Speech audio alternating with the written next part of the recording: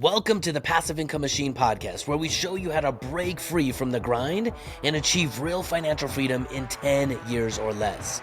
My name is Ryan D. Lee, and I've helped thousands turn income into cash flow, trade fake money for real assets, and take back control over their time, their wealth, and ultimately their life.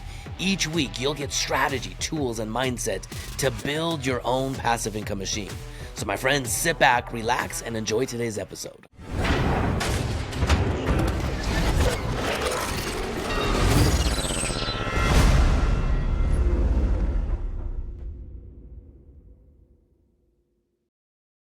All right, my friends. Welcome back to the Passive Income Machine podcast. You are on the microphone today with me, Ryan D. Lee, and today we're going to be talking about the entire purpose of every investment decision that you're making.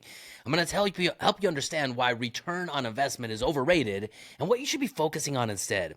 Listen, the reality of it is simple. If your financial plan does not produce income, you don't have a financial plan. You have a math equation, and ultimately, for most people, that's a math problem. So in this episode, we're going to fix that problem. The thing I want you to understand when it comes to money is, listen, the financial world, the retirement system, they want you to be distracted. They want you to be stuck in their system. They want you to blindly hand your money over to them, and they're going to take care of everything for you. And I want you to consider almost every decision, the financial decisions that you've made in the world of investing.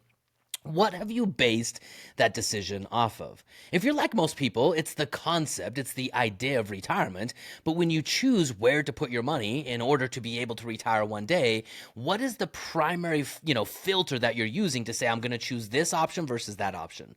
If you're like most people, the number one thing that they're trying to optimize inside of their financial plan is their return on investment. How much money they make when their money is placed in some account, whether that's a stock, whether that's a mutual fund, even if it's a piece of real estate. They're optimizing for return on investment. But I want you to consider this. In the world of investing, return on investment, your ROI, it's the secondary goal. It's not the primary goal. A return on investment is the rate of interest that you're making for the given period of time that your money's invested in that asset.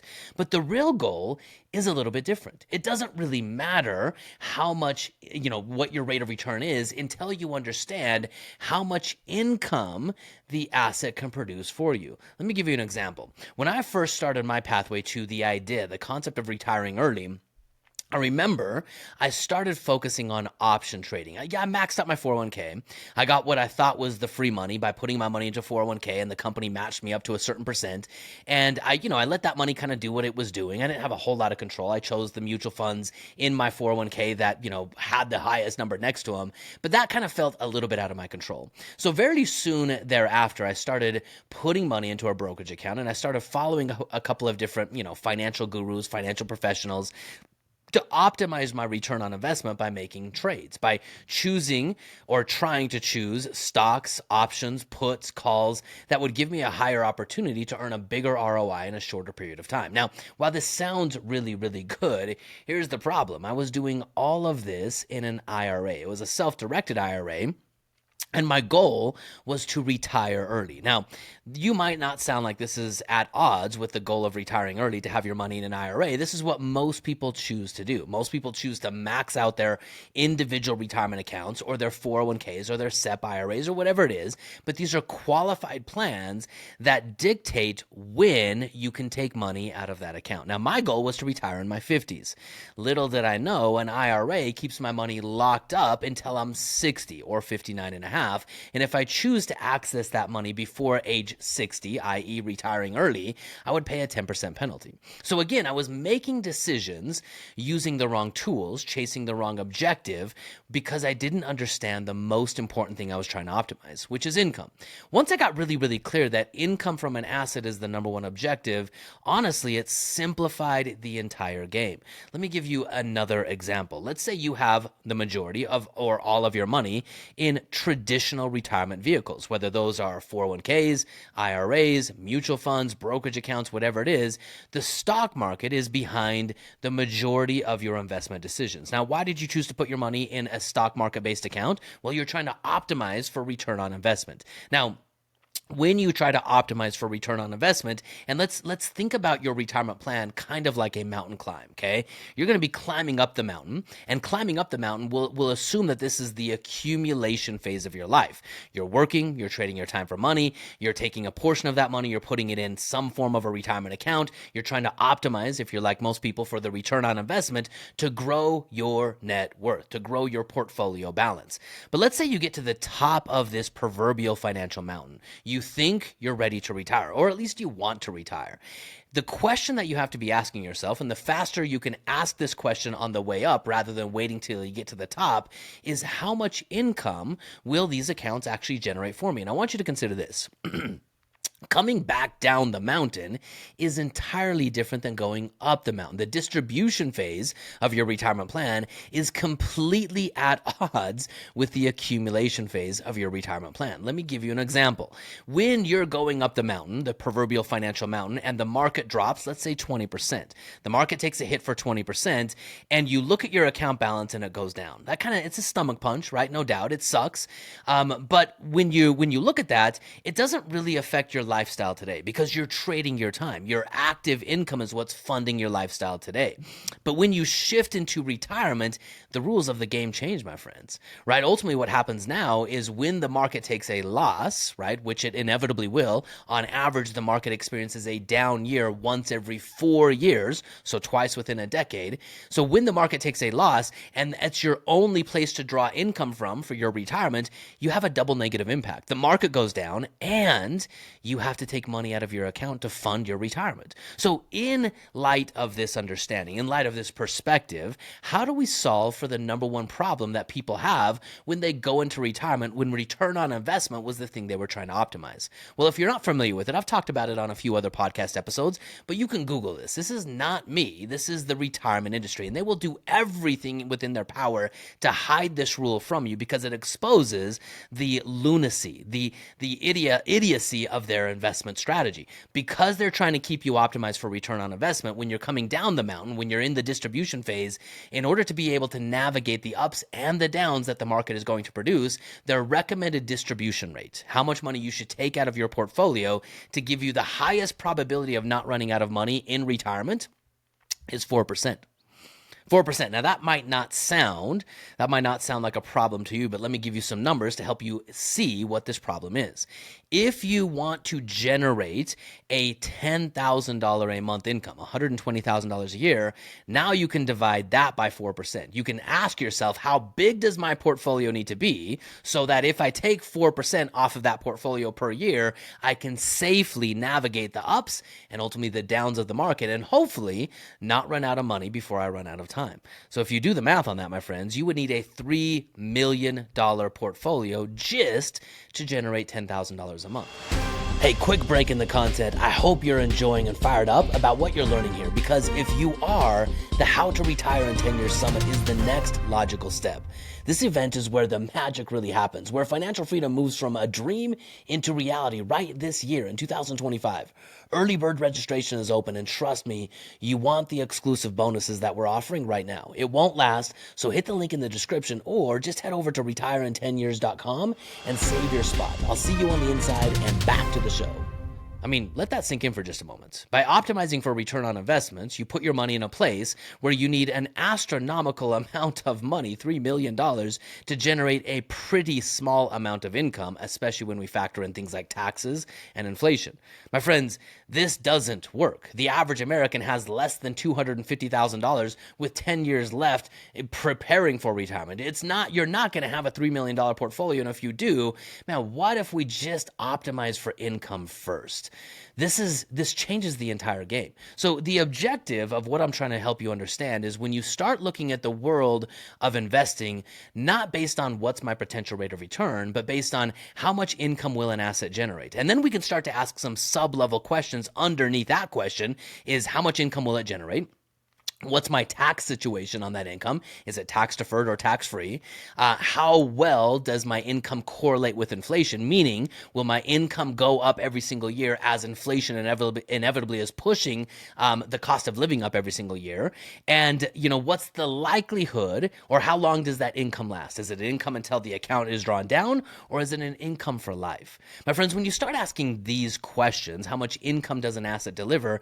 The entire lens of what you're saving for, what you're working for, and ultimately where you place your money, it starts to change. You see the purpose of money for exactly what it is. Money is something you're trading your time for today, period, right? You're trading your time for money today, and the faster you can position your money in a place that will give you an optimal stream of income, the faster you can buy your life back, or ultimately your time back tomorrow. Now, obviously, inside of the Passive Income Machine podcast, we talk all about the idea, the concept, the philosophy, and ultimately the objective of achieving financial freedom in 10 years or less. This is when the income from your assets exceeds your expenses. Now, I do not give you this outcome as a way to market or as a way to make audacious and bold claims. I give you this outlandish outcome of 10 years or less to shake up your thinking, to help you eliminate all of the things that are ultimately distractions, and to 10x your thinking to the few things that actually work. In Ben Hardy's book, I love his book, 10x is easier than 2x,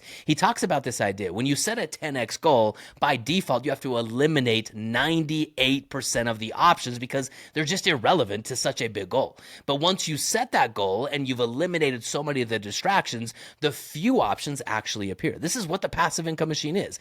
The few options that can actually help you create financial freedom in 10 years or less rise to the surface. And guess what? Those few options are focused on income. Now, before I get to what those options are, let's start talking about some of the options that the market puts out there when you start thinking in income versus net worth. You start thinking in cash flow versus return on investment. Now, one of the things, and I do actually like this tool, it's a very good tool, it's an annuity. Now, here's what an annuity does. An annuity is basically a contract that protects you from living too long. I mean, think about the alternative to that. A life insurance policy is a contract that protects you from dying too early. Like if I die tomorrow, my income producing ability, those die with me. And a life insurance policy is meant to make my surviving family, my spouse, whole by replacing my ability to earn an income for a period of time. So a life insurance policy prevents or protects me from dying too early. An annuity does the exact opposite. It's a contract by an insurance company that protects you from living too long. Americans are living longer today in most cases, okay? And what this ultimately means is your income doesn't just need to last for 5 years or 10 years. It likely needs to last for 20, 30, 40, and if you're going to retire early, 50 years or more. Now, here's the great thing about an annuity. An annuity is you give a lump sum of money to an insurance company. They use the law of averages. I won't go into how they design these annuities, but they don't know how long you're going to live, but they understand how long people with your health profile live. And based on that, they will guarantee you a fixed, or in some cases, a variable stream of income for the rest of your life whenever you're ready to turn it on. It's a way to use an insurance company to create a pension for yourself for life. So that's one tool you could start to look at to optimize for income, not rate of return. Another thing that you could look at is interest-bearing investments. Now, these are really, really difficult in our world today because the Federal Reserve, if you listen to one of my previous podcasts when I talk about the Cantillon effect, the Federal Reserve is just hell-bent on printing America out of existence. And so interest-bearing vehicles are tough to look at. But back in the day, a retiree could actually retire by putting their money in CDs, right? They could put money in a contract with a bank that would pay them an interest rate. They never spent their principal, and they could live off of the interest rate. So you could look at interest-bearing investments. Those are difficult to find. One of the things I love about an interest-bearing vehicle is what we call a private pension. A private pension is essentially an asset-backed loan. I'm not going to get into the details of a private pension on this, but the way a private pension works is you could lend your money to not an insurance company, a real estate investor, or you could be part of a syndication where there's an actual asset behind your money and get an interest-only sum of money paid monthly or paid quarterly. We have over 100 million inside of our community of people that have put money in these asset-backed loans that generate consistent, predictable monthly income income where they never spend their principal, they only spend interest, and that interest is twice the amount of what Wall Street will pay you on the 4%. Think about that. By one simple move, you can double your retirement income. A $3 million portfolio that would only generate you $10,000 a month with Wall Street, that same $3 million portfolio can now generate you $20,000 a month, and you would never touch your principal or have to worry about running out of money. That's the power of focusing on income, not rate of return. Now, the last one, this is my favorite one, is the equity mill. The equity mill is how we combine overfunded high cash value life insurance and real estate, specifically turnkey real estate. And if you own 15, maybe 10 to 20, somewhere in that neighborhood, between 10 to 20 simple single family homes in the neighborhoods that we talk about, with the teams that we talk about, and the system that we help our people set up, you can generate 6 figures of tax-free income for the rest of your life. You don't have to wait until you're 59 and a half. You don't have to hope for one day. You don't have to rely on markets. We just have a protection vehicle, the vault, and turnkey real estate in the right neighborhoods. And we mesh these two up together to generate the most effective income stream, literally, that you could ever generate. So those are some of the things I want you to consider when it comes to retirement planning. When it comes to financial planning, income is freedom. Cash flow is life. Focus on how much income your assets deliver and how long that income is going to last you. When you can get those two things right, then it's a simple matter of aligning your money with assets that produce income streams that you cannot outlive. My friends, financial freedom is well within your grasp. I want you to consider that financial freedom is your opportunity. It's the way to buy your life back, not so you can stop playing the game of life. I don't believe in the concept of retirement where you just sit on the beach and sell off into the sunset. Now, you might be doing more travel. There might be more leisure. I'm not downplaying that. But I really believe that most Americans, most people have a purpose in life. They have unique gifts, skills, talents, and abilities. And most people bury those gifts, skills, talents, and abilities for one day. They tell themselves when they have enough money, when they retire, when there's more time, when there's more attention, when one day comes, then they'll live a life of meaning and purpose. But what financial freedom does for you is it opens up an opportunity to really wake up and say, I can do whatever I want today. And financial freedom, when your cash flow exceeds your expenses, allows you to wake up and say you have more freedom and more control over the one resource that is the most precious, your time. And when your time is yours, you can use your attention to truly discover what those unique gifts, skills, talents, and opportunities are. And when, my friends, when you use those things in the service of other people to make the world a better place, you find the rarest currency of all. It's not financial freedom. Financial freedom is the gateway. It's fulfillment. Fulfillment comes when you use the gifts that you were given to make the world a better place. My friends, that's the purpose of the Passive Income Machine, and that's the purpose of this podcast, to empower you with money to rise up and live free. My friends, I hope you enjoyed this episode, and more importantly than enjoying it, I hope you do something about it.